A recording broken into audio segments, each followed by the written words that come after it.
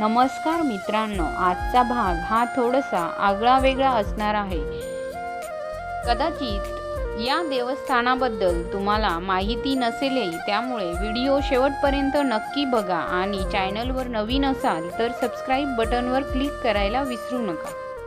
नमस्कार मित्रांनो, तुम्ही द रिअल जॅकपॉट हा मूवी बघितला आहे का?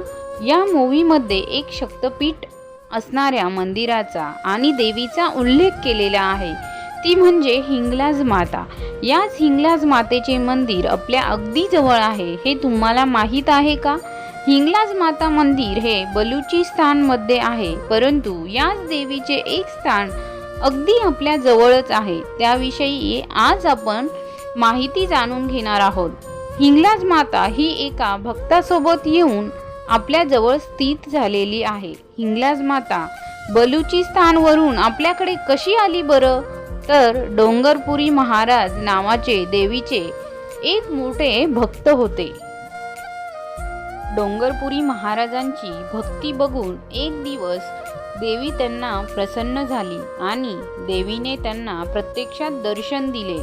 तेव्हा डोंगरपुरी महाराजांनी देवीला आपल्यासोबत येण्याची व राहण्याची विनंती केली।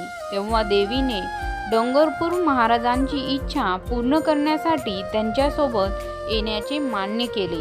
देवीने डोंगरपुरी महाराजांना सांगितले की ज्या ठिकाणी तू मागे वळून बघशील त्याच ठिकाणी मी स्थायिक होईल।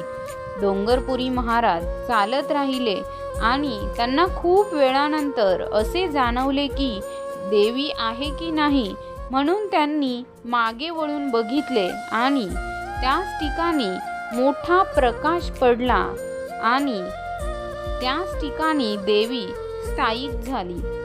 त्याच ठिकाणी 700 मीटर अंतरावर डोंगरपूर महाराजांची समाधी घेतली आहे।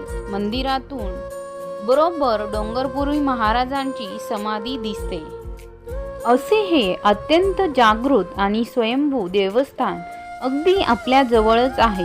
हिंगलाज माता मंदिर हे माझ्या गावात निफाडपासून 7 किलोमीटर अंतरावर खेडे या गावी आहे। याच गावाला हिंगलाज नगर असे देखील म्हटले जाते। या मंदिरात मोठ्या प्रमाणावर भाविक येतात। हिंगलाज माता ही स्वयंभू मूर्ती असून या मंदिरामध्ये नवरात्रीमध्ये 10 दिवस मोठा उत्साह असतो।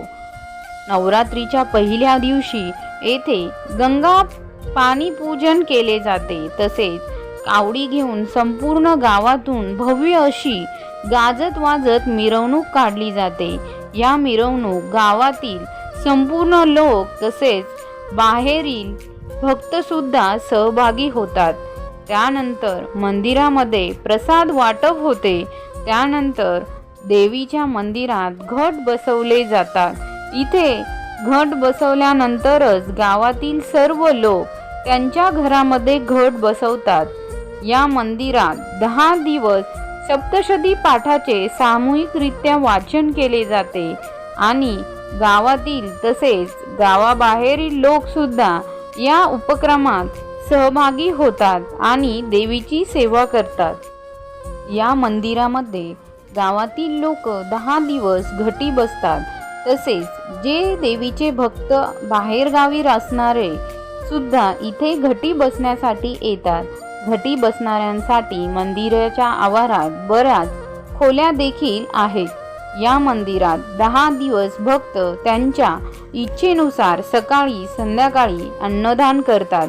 नवरात्रीमध्ये 10 दिवस रोज संध्याकाळी 7:30 वाजता देवीची आरती होते आणि या आरतीसाठी सुद्धा संपूर्ण गावातील लोक येथे उपस्थित असतात। त्यानंतर नवरात्रीमध्ये सकाळ दुपार आणि संध्याकाळ देवीची महापूजा होते। तसेच देवीला नैवेद्य दाखवला जातो आणि ह्या प्रत्येक पूजेसाठी गावातील प्रत्येकी 5 जोड्यांना बसवले जाते आणि प्रत्येक कुळातील जोड्यांना हा मान दिला जातो। संपूर्ण गाव हे मोठ्या उत्साहात या उत्साहामध्ये सहभागी होते।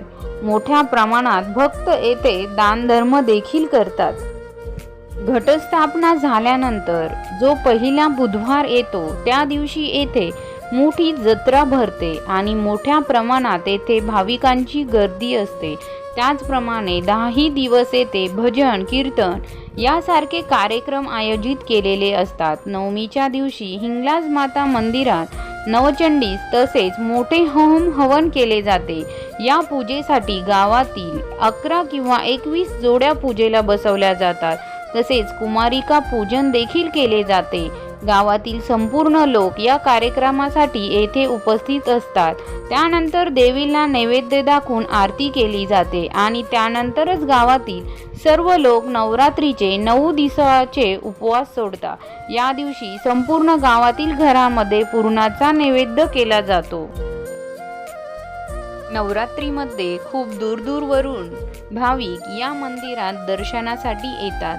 नवरात्रीप्रमाणेच कोजागिरी पौर्णिमा, त्रिपुरी पौर्णिमा तसेच हिंगलाज माता प्रगट दिन हे दिवस येथे मोठ्या उत्साहात साजरे केले जातात आणि त्यासाठी भाविक मोठ्या प्रमाणावर येथे येतात.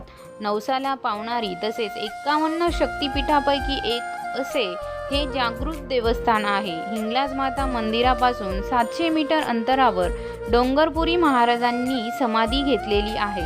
डोंगरपुरी महाराज हे देवीचे फार मोठे भक्त होते.